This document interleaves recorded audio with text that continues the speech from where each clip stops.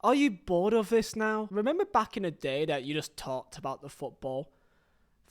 Me, man. Hello lads, welcome back to another video. Firstly, thank you for the love on my 777 challenge that I completed. 7 marathons in 7 days in 7 countries. Link down below to Just Giving page, and the video should be on my second channel if you're curious on how that went down. So yeah, the Premier League. Now for context, if you're new here, I'm a Burnley fan, so I'm kind of involved in this in some regards when it comes to where the hell are we in the league? I mean, yes, we're 19th, and we'll be 19th no matter what. And Burnley are going down 98% likely, right? I get that completely. We aren't really part of the conversation only if you're delusional, which I am. And for that reason, I feel like I'm kind of involved in this. Of course, if you are not blind or deaf, I do apologise if you are, but Nottingham Forest has received a 4-point deduction, which was, obviously going to happen. However, that may not be the end of it, as an appeal can likely happen from either Nottingham Forest or the Premier League, because they think they should have more, and Forest thinks that the Premier League are basically wankers. Nottingham Forest put out a statement which was basically fighting talk, saying the following: "We were also surprised that the Premier League gave no consideration at all to our unique circumstances of the club and its mitigation.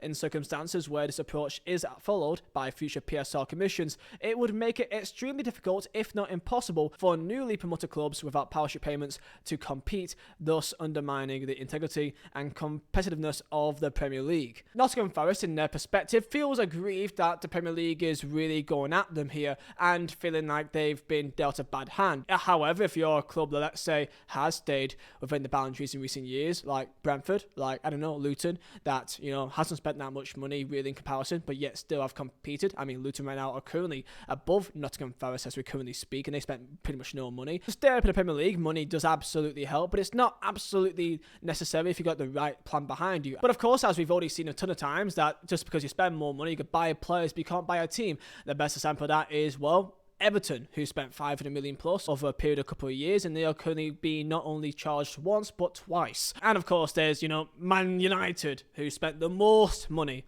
out of everyone, and what they have to show for it is a Europa League and a League Cup or two. Now, the reason why I'm doing this video is because, well, number one, I'm f***ing bored. Not only are the asterisks that isn't actually solid yet, because Everton, they've got another hearing, so they could even get more points deducted or points took away or points gained. I don't know. Forest, they can appeal, or so can the Premier League, and we're going to find out what happens there, but I'd be surprised if this is not appealed, because it seems like they're still quite annoyed, but we're going to see what happens to that. But even still, there's also the looming factor of, Manchester City, and of course, we all know that situation is completely different, and of course, because of how many charges there is, and how serious the claims are, and it's not even really to do with football in most regards, that will take, I think it'll take 3 years or something for that to actually come to any sort of conclusion, and even that will likely also get appealed potentially. Like, think about it. Manchester City that spent all this money, and they've got all these accusations over the last near decade of accusations made against them for playing against the rules. I mean, they're still fine right now. If they get found guilty, which, I mean, they should with that many charges, surely something will get found out, then what does that mean? Was the last decade for nothing? Or trophies get took away? What else can teams get away with? Well, Newcastle look at this thinking, well, if we just spend a bit more money than what we really should, all we get is 4-6 points, it's really just worth it, isn't it? What stops Newcastle from spending, I don't know, £1 billion in 2 seasons, like Chelsea, and get away with it? Also, let's see what happens to Chelsea, because surely there's going to be something going on there. Because even if Chelsea has got away with it now, I do think that the current model they're going down, it's only just kicking the can down the road, and I think eventually we'll biting around, especially if they don't get Champions League football, European football, which they are likely definitely not going to get again this year. All this money, all this nonsense, I don't care. And there's the other factor too. Not only do I not actually know where teams are, where's actually Everton, where actually is Forest, when Burnley plays Forest, God forbid, of course I know it's unlikely that we are actually maybe in a fight on final day. Let's say final day, Burnley beat Forest, it's a draw, right? Burnley go down 18th place, 19th place, doesn't really matter, right? And we're at 1 point off Forest, or 2 points, right? What happens if there's an appeal and they get deducted more points, like the 8 that the Premier League wanted, and then Burnley stays up? There's a chance that will happen. Burnley could, in theory, stay up or get relegated, or Luton, or anyone. I'm not saying Burnley because that's my team, but Luton is the best example. Let's say if Luton stays up in final day, but points can be gained to Forest or whatever, and then a team can go down because of it. It's just a complete mess. And then there's the other factor too. VAR. I'm so bored of talking about VAR every single week. It's boring. It's stupid. I hate it. I absolutely despise VAR. For me, VAR should be used for offsides or a sort of appeal system. So, like tennis, for example, you go and check the lines as it's actually in bounds. Do that for football, because really, as it stands right now, there's no point to the referees, because referees are too scared to do literally anything. So what's the point of having them? Like, for example, this weekend, Burnley beat Brentford. There was a penalty at the start of the game. It took 3 minutes to work out if it's an offside, which it clearly was, and then 3 minutes to also work out if it is a red card or not, and it sucks the game out of it. Same thing for West Ham beat Villa. You see Suchek literally dunk the ball into the net with his arm, and then that takes 6 minutes to sort out too, because they spent most of the time watching just the wrong part of the clip, and that happens week in, week out. And there's a main issue. It's all subjective. So when it comes to being subjective, you can never get anything consistent, because it's all based on how you personally see it. One handball in one game can be given, but one handball in another game cannot be given for very similar situations. I don't know, because it's based on just how you see it. Anything when it comes to handballs or penalty shouts, fouls, red cards, I just think that should be done by the referee on the pitch. Personally, I think it should, because that's their job. Going back to Forest here and why this is just a complete mess, because it also is weird when it comes to Everton. Everton are being dealt with at the same time. However, it's a bit odd. Why would Everton get 10 points but Forest 4, but Forest should have got 6, but because they were nice boys and mitigated and etc., they actually got 4 instead. 2 points got took away because they would be just being nice, but then they just come out to do a tweet saying that, oh, like, it's all basically. I don't want to go into complete details here because frankly it's quite boring, but Forest, they exceeded their sum of amount of money they can really lose by, I think, 34 million quid, 34.5 million, which that's their overspending, which is basically the transfer fee of Morgan Gibbs-White. Now the thing is with Forest, that they say that because of the uniqueness of their situation, basically they had really no squad by the time they actually got into the Premier League, as they didn't prepare, because in theory they should have never been promoted. People forget that I think Forest was like, I think they won 1 of the first 7 games or so in that season they went up.